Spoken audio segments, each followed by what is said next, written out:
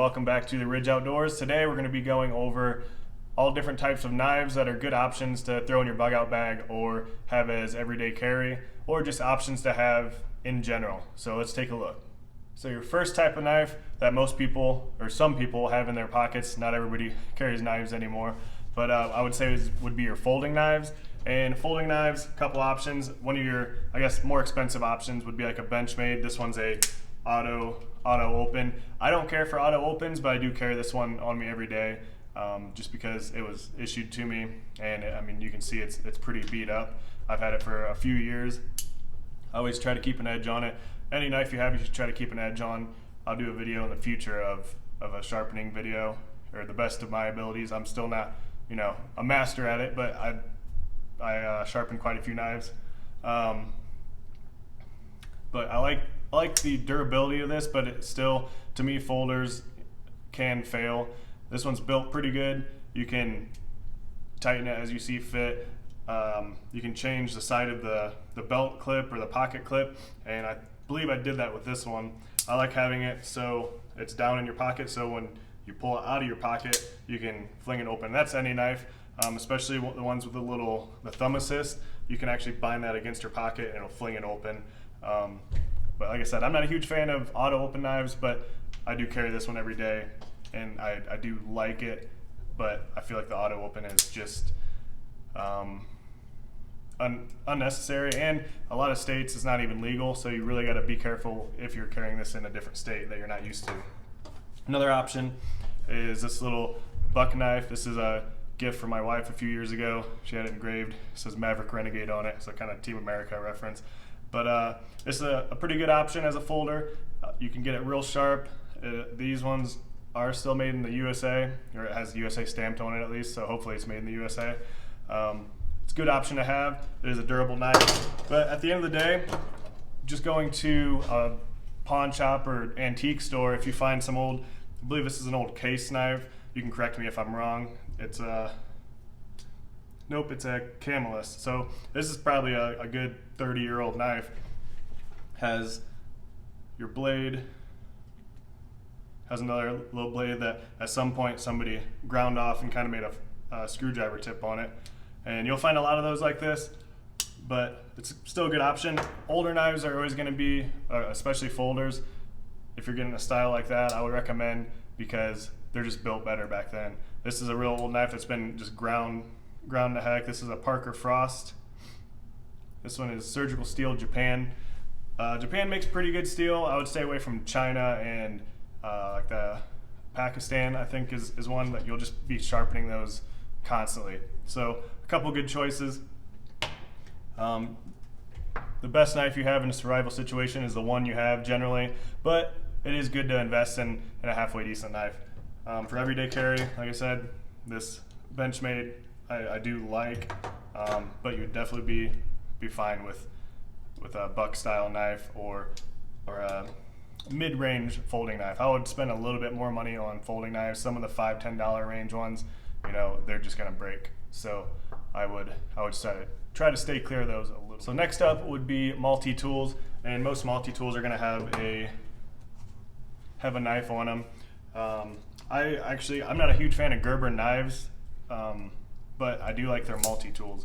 I like the fact that it slides out, you can flick it out, and it has all your basic tools, little Phillips screwdriver. This one is actually an AR-15 tool, so it has a broke front sight tool, and these come with magnets in it, but it falls out, and I had epoxied on there. But it's still a good multi-tool. The knife on it, you'd definitely be fine with that knife. I'm not a huge fan of serrated knives, but you can get this knife pretty sharp.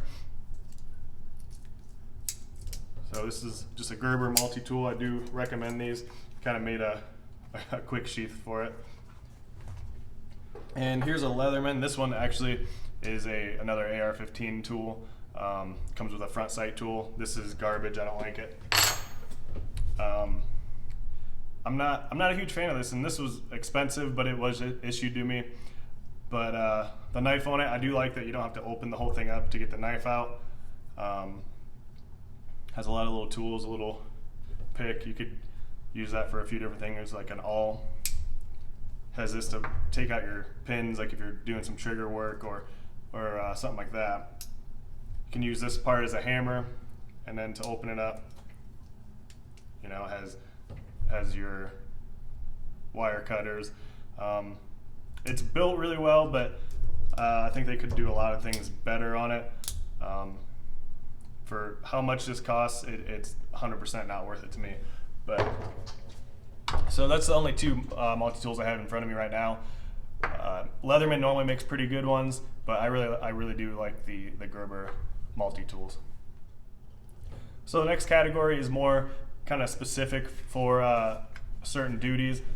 This is going to be a fillet knife, and normally I wouldn't choose a folding fillet knife, but I've had this one a long time. It's really good steel. I never have to sharpen this thing hardly.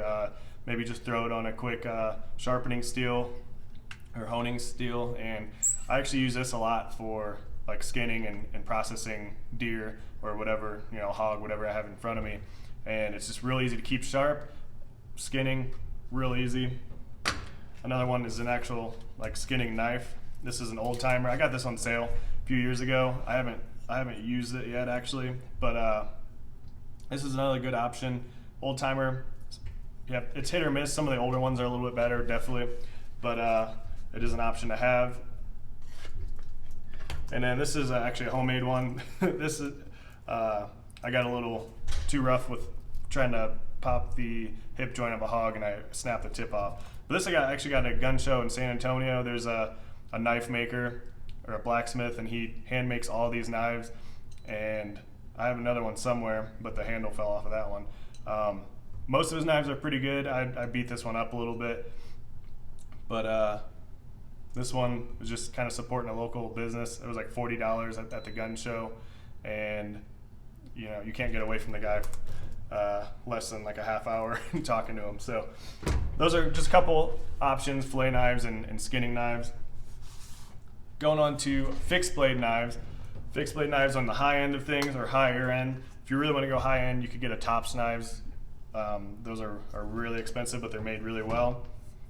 Like in one of my other videos, this is the Kephart XL from the Pathfinder knife company, and this thing is awesome.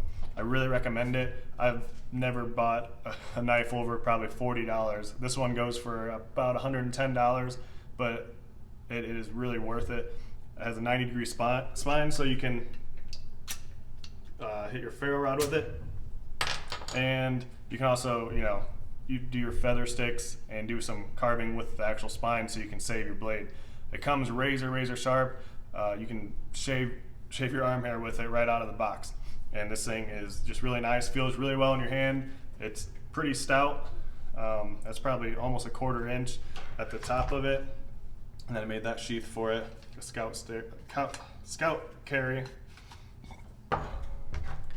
Next is another one from Self-Reliance Outfitters. This is a Jeff White Bush 1 knife, and I haven't used this that much. This is a lot lighter. This one runs about $40, and I really like it. This one also came really sharp out of the box. I'm posting a video pretty soon of making this sheath. This is kind of a temporary sheath because I accidentally made it left-handed and the belt loop too small. But it turned out looking at least halfway nice. That's a good option for your kind of mid-range because it is a really nice knife, but it doesn't really break the bank.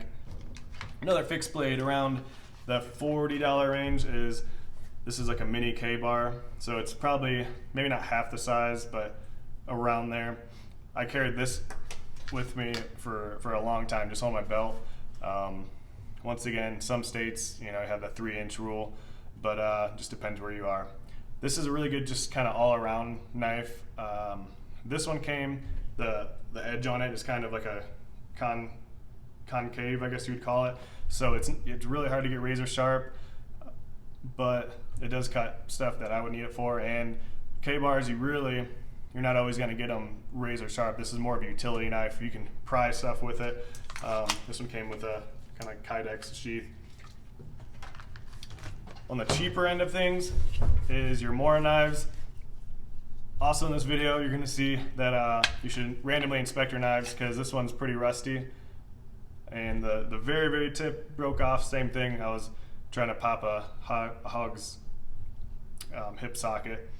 But for $10 to $13 for the Mora Companion, these are really, really good knives. So you can get the stainless steel version, but you wouldn't be able to ignite a ferro rod with it. And with this out of the box, you do have to take a file and kind of flatten it and give it a 90-degree spine if you so choose. It comes with these little plastic sheaths and it sheds water really well, but I definitely have to do some work on that and get some of that rust off. And another kind of like gun show purchase, you could always carry an old bayonet. This fits on a M4, but that is an option. This one, I mean, I wouldn't carry on me. This is more of a kind of a historical piece, I guess you would kind of call it.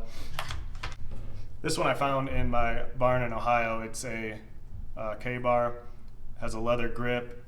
This one needs a little bit of work and I need to make a sheath for it, but it's just really cool.